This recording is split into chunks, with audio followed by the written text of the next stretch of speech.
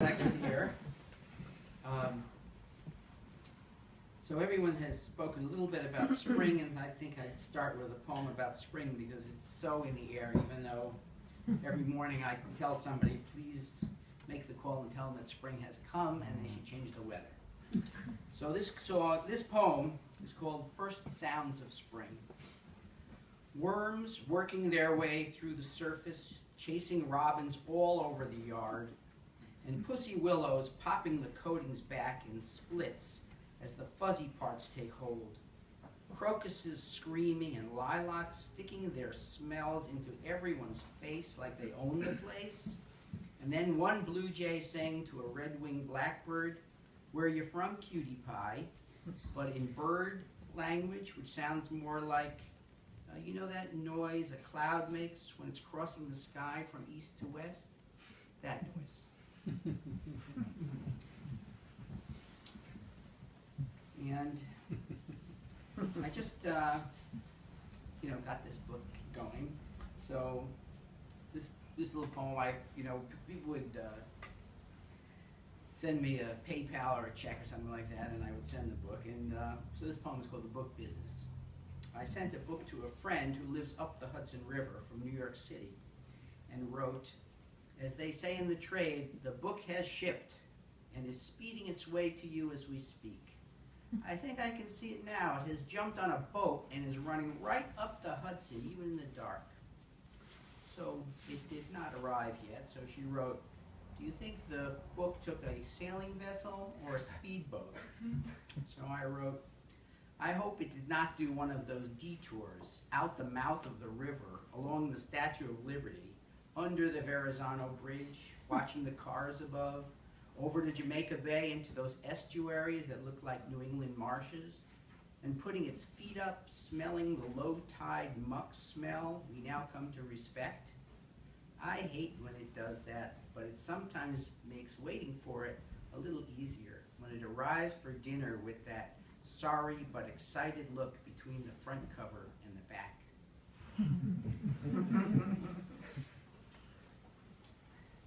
And then I should have a love poem too, right? Because everyone's got a love poem in there. So this is a poem. I have a country house in Clinton, and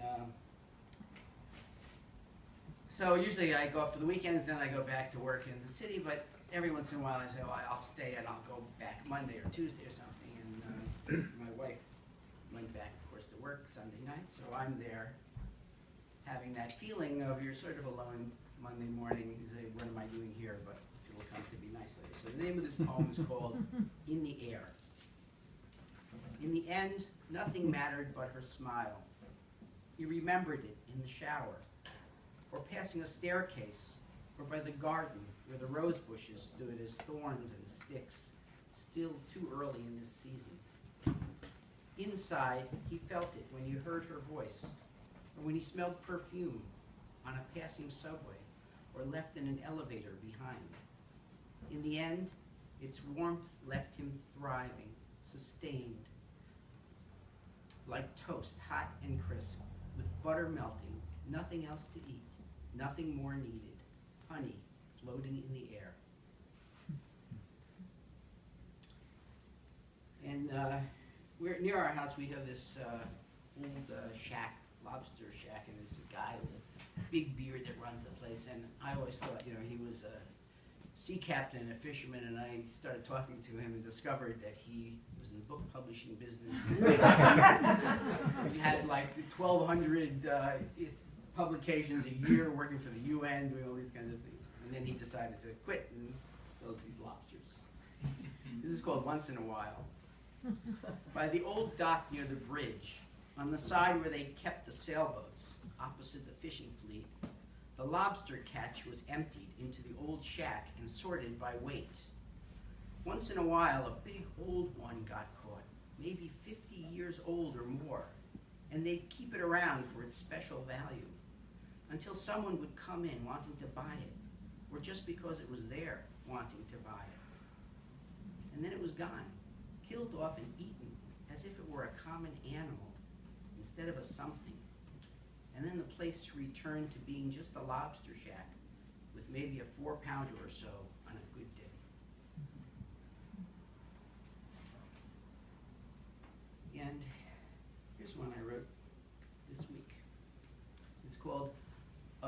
Dog, Cables, and Beauty.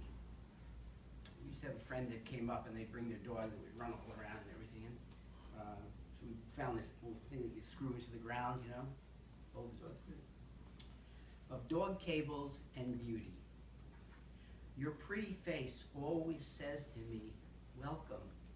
Look this way with enthusiasm, for you will find symmetries to please your soul when your eyes catch my cheek.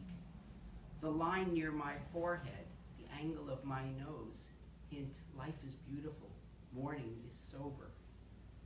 You won't find solace in every glance, but consolation, an anchor to ground the day from strays. I see that cable we screw in tight into the land, going round and round deeper with each turn until somehow it's too deep, stuck now. Big pup can't pull it out now. His play becomes the loop, the length of wire holding him to ground, keeping him close, keeping him ours. And then I was, this is like a complete non sequitur. Had a very busy project I was working on, and there were a lot of business people and bankers and lawyers, and it kept going on and on for months. And finally we had to close it, and I had to go to like the Bronx with the assistant, and we all went up there and closed it. And I got back to my office and I sat down and I said, phew, I think I'm gonna maybe write a poem. So I wrote a poem, and somebody else said to me, oh, I'd like to see that poem, thinking it had to do with all the work we were doing. And it had nothing to do with all the work we were doing, and I sent the poem, and then one person who had asked me for it, I never heard from again. And the other person who I talked to every single day, who's assistant and stuff, didn't respond until a day or so later. She wrote, yikes. So it was truly a non sequitur about anything. But it's called the 23rd Sonata. And it was sort of inspired by listening to Beethoven's Appassionata Sonata on the radio in the car one day. And I looked it up, and it was Sonata number 23, which struck me as like the 23rd Psalm. So it was kind of like the whole sound. Anyway, here it is. The 23rd Sonata. The day before, my mother rang me up singing Beethoven's Appassionata, first movement, like it was written for voice into the receiver. I moved the phone farther from my ear. Not comfortable having someone sing into my ear, especially something written for piano. Plus, she was dead 2 years. Oh. I listened like a good son, though, like a musician, the violinist at heart, and felt the Beethoven waft across my body like warm rage. What's that sound? My wife asked from the other room.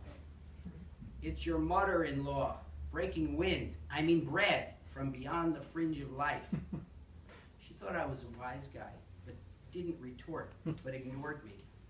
And I hummed the Passionata with all my heart and soul, with every fiber of my guts, like the day I was born, till the day I'll die.